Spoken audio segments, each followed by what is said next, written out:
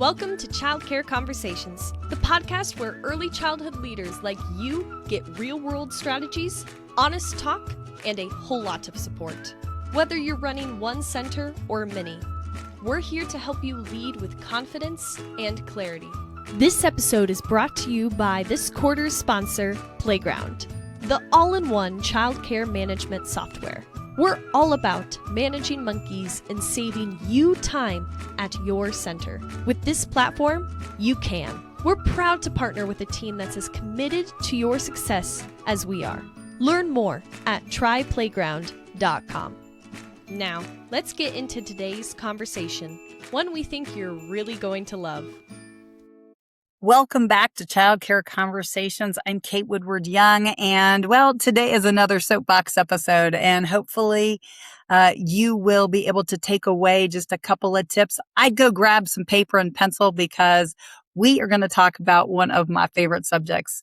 And a signed handbook does not prove someone knows what to do when a child is unsafe, a parent is upset, a coworker is frustrated, or a classroom is falling apart at 4:45 on a Friday. A handbook is not a training plan. Now, I want you to think of this pattern because it's a common pattern and I see it all of the time. Someone is hired, and after they're hired and they're maybe told a little bit about how to do a background check or fingerprinting or some of those logistics, it still comes back to paperwork. And then they're told about the policies and maybe some online manuals. Possibly they will shadow a shift. And my favorite line of all is, let us know if you have any questions. Now, sometimes, and we've all been here, we don't even know what questions we might ask. And I've actually heard directors and owners call that orientation. But you know what? Just because you've sent them through orientation doesn't mean you've actually prepared them for the job. I want you to think about this. I'm going to make 3 distinctions, okay? Orientation tells people where things are and what rules exist. Training teaches them how to do the work. Onboarding helps them become part of the program over time. For example, a policy says active supervision matters. Now, training shows them what active supervision looks like in a real toddler room. Onboarding helps a new teacher Onboarding helps a new teacher know who to ask, how to handle a concern, and how they will be supported while they're learning to do active supervision. Completing the training does not equal competence. I'm going to repeat that because I really want you to hear that. Completion is not competence. Just because they have marked the box doesn't mean they know how to do it. All right, directors, you're not going to like this because I'm all about standard operating procedures and policies. Part of the reason this keeps happening is that directors, you're overwhelmed, and I get that. You're covering classrooms, and I get that. You inherited systems that you thought worked. You were never actually taught how to train adults. You never were taught how they learn. You have compliance pressure and a little bit of time.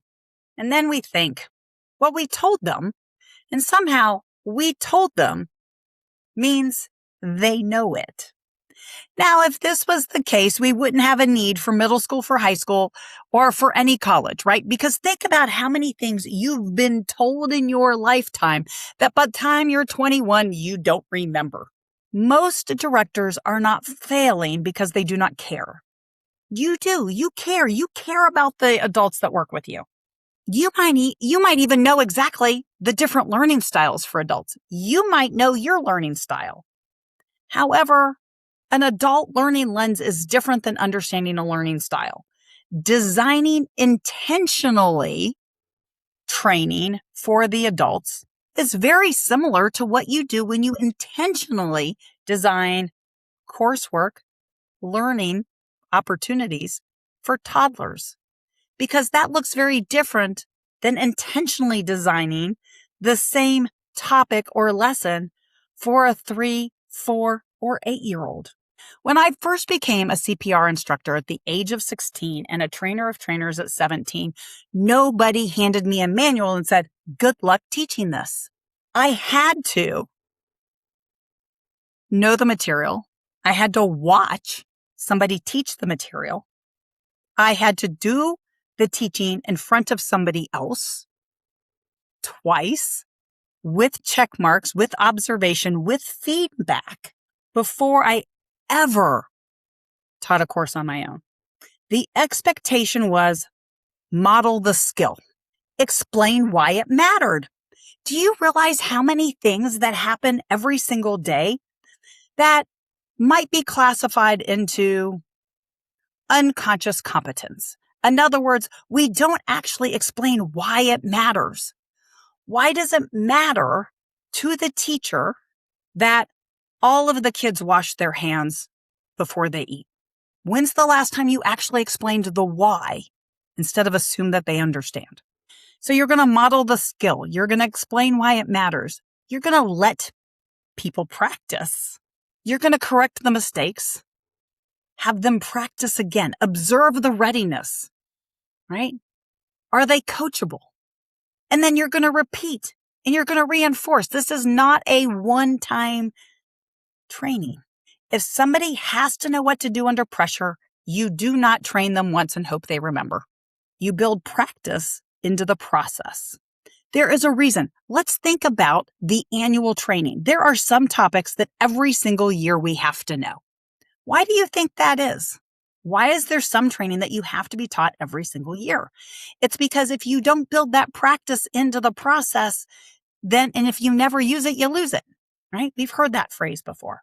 So as you are starting to think through the conversations that I've just said, I want you to pull out your piece of paper and your pencil, because what your actual staff need is an onboarding sequence before day one, before they show up for their first day of work. Make sure that they are very clear on their role. Make sure they're very clear on their schedule, the expectations, what to wear, what to bring, and who they're going to meet. During that first week, talk about safety, talk about routines, explain the why behind the safety and the routines. Understand the communication, the internal communication amongst staff, the communication between that adult and the children, the communication between that teacher, that adult, and the parents. They should not know how to do any of this independently.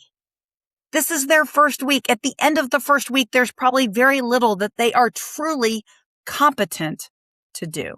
Doesn't mean you haven't trained them, but are they competent? Over the course of that first 30 days, support the practice of those conversations between two staff. Support the conversations between staff and parents. Support the active supervision. Support the engagement with the children. Support the classroom rhythm. Give them feedback. Build that relationship.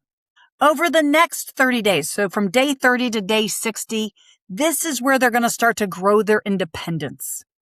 Look at the different skills, and are you coaching them on those skills during that first 30, 60 days? And those skills can include things like sanitizing toys, sweeping the floor, cleaning the bathroom. Do they understand how to make Play-Doh? How much fun do they have when they are engaged with the children doing activities in the classroom? Yes, that's a skill. Some people, they learn that skill. They love that skill. It's why they're there. Other people, they may like kids, but maybe they've never been around a child that age and they don't really know, or maybe they have a cousin that age. Then over the next, in other words, from day 60 to day 90, strengthen the gaps. Identify the gaps. Because here we're putting together their future training plan, the training plan for the rest of the year. Every single staff person needs to have their own training plan. You need to have your own training plan. It needs to identify where you are right now and where do you want to go. Do you personally know what things you don't do very well? Or do you grab, like a lot of us do, that professional development around the things you want to learn, the things you like? Or do you go to the workshops around the topics that make you a little uncomfortable? Yeah, like compliance. I did a workshop this weekend on compliance. It was amazing. It should have had every single person in the conference should have been in that workshop. But you know what? It wasn't. Compliance is a topic that makes people go icky, right? You don't really want to be there. Part of that onboarding sequence also is that person a good fit for that role? Are they a good fit for your culture? Are you sitting here going, yeah, they're going to be with us for a long time? Or are you like, well, I don't know about this one. It's going to be kind of like throwing darts. We'll have to see. New staff should never have to guess what good looks like. Now, here's what I want you to do, okay? I want you to think about your most recent hire, your current hire. And I want you to think about your onboarding process, the way you currently have it written. Who owns the launch of this person? What must they know before they are independent in a classroom? What can they read versus practice? And what happens if they aren't a reader? Do you have other options for that learning? Can they watch it on a video? Somebody reading it to them? Can they do an auditory version of it? Remember, not everybody learns the same way. You need the different components, the different touch points. Okay? When and by whom do they receive feedback? So, do you have a staff person who has started, who worked with a mentor teacher, but then got their feedback from you? And maybe you actually never saw them in a classroom, but you took the notes from the master teacher who trained them? Now that's just tacky. Okay? So I'm just going to call a spade, right? No, you should not be giving feedback to somebody if you didn't observe it. Okay? Now, yes, I know your master teachers are busy and I get that. So work with them together to provide the feedback, especially if they're not comfortable with it. Your master teachers need to learn how to have uncomfortable conversations just like you do. And if all of this only occurs in your head, then you know what? There's no onboarding system. That means that you can't delegate, share the load of this responsibility. Now, don't get me wrong. Handbooks and policies absolutely 100% matter because compliance matters. Remember when you've heard me talk about in other episodes about lifeguarding, about healthcare, nursing, certified nursing assistants. You've also heard me talk about working at, restaurants and hospitality. Do you know what? Every single one of them, they have compliance. They have health inspections. They have safety inspections. Guess what we have in childcare? Safety inspections, health inspections. Compliance matters. Nobody on your staff is going to become a capable adult because they signed the handbook. Nobody's going to become a competent adult in the role of early educator if all you're doing is giving them a couple of videos to watch. Even if you've upgraded your training program and now it's an interactive little video, a little reading, a little answering questions, maybe there's a situation for them to think through. They become capable because somebody shows them, lets them practice, gives them feedback, answers their questions, stays close enough to learn so that they can become confident. We cannot build a stronger childcare profession by hoping people rise to the role. We have to create intentional ways for people to enter, learn, grow, and stay. What are you doing at your program to create an intentional entry path, intentional learning and professional development? How is your retention intentional? I am so excited that you joined us for today's episode. We will be back in a couple of days with our guest for next week, and we hope that you come and hear all of the amazing things that our guest had to say. Have a great day. Thanks for tuning in. We love bringing you real talk and fresh insight from the world of early childhood education. Be sure to follow us on social media to stay connected and catch all of the latest episodes. And if you're planning a conference, training, or special event, Kate and Carrie would love to speak to your audience. You can learn more about their keynote sessions and workshops at kateandcarrie.com. If you learned something today, share the show and leave us a review below. We'll see you next time on Childcare Conversations.